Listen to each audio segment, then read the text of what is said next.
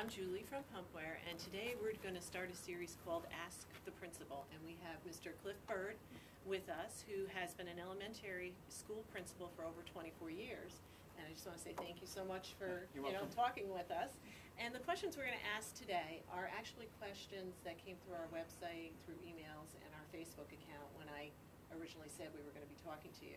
So these are actually questions that parents want to get answers to from an administrator.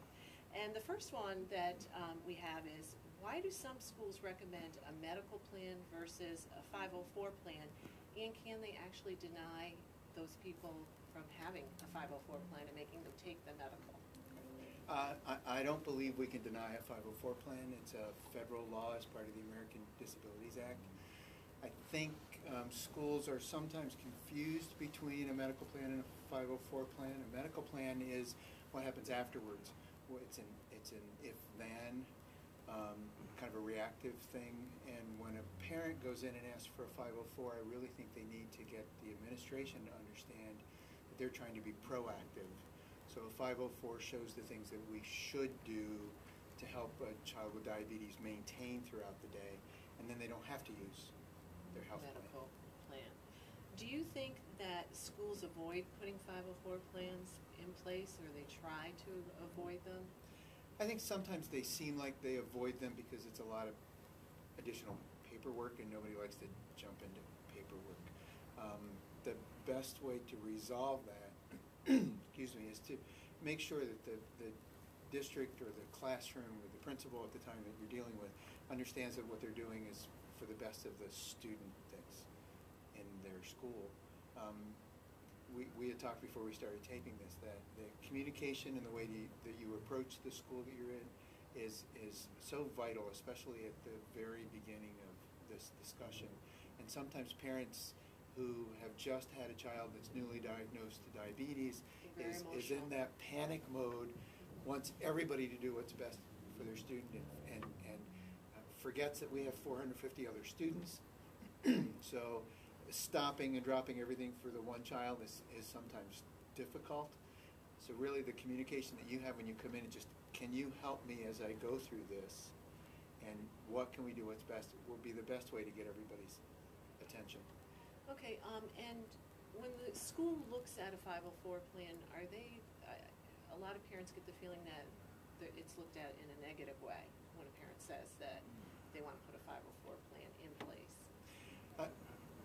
Here's the difficulty that I think folks with diabetes run into. You don't see diabetes.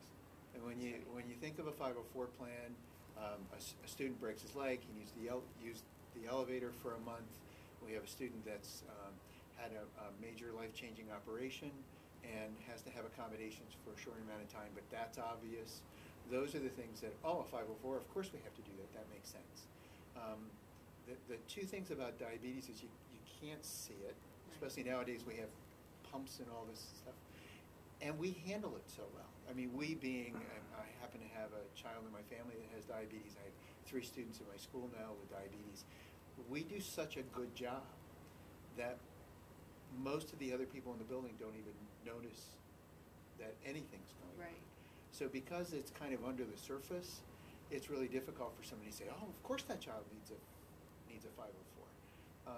And sometimes we had in the first one that we were writing, somebody in central office wanted data, collecting data on somebody that has done. What's going to happen with this child?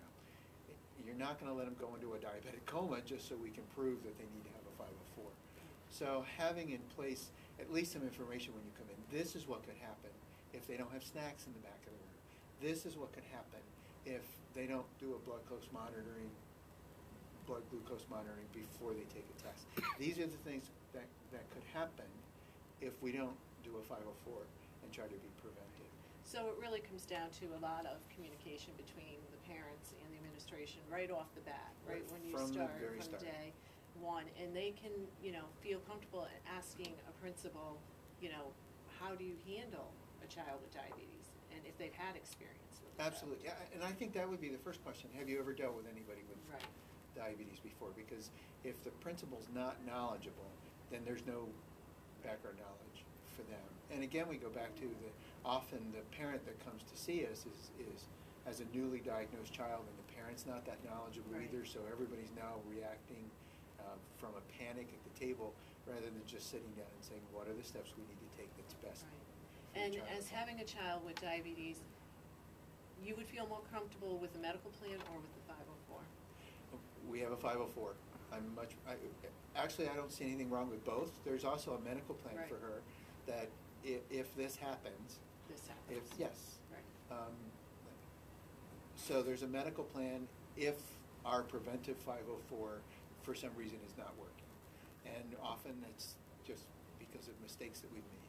Right. Well, thank you very much. You're welcome. This is Julie from Pumpware.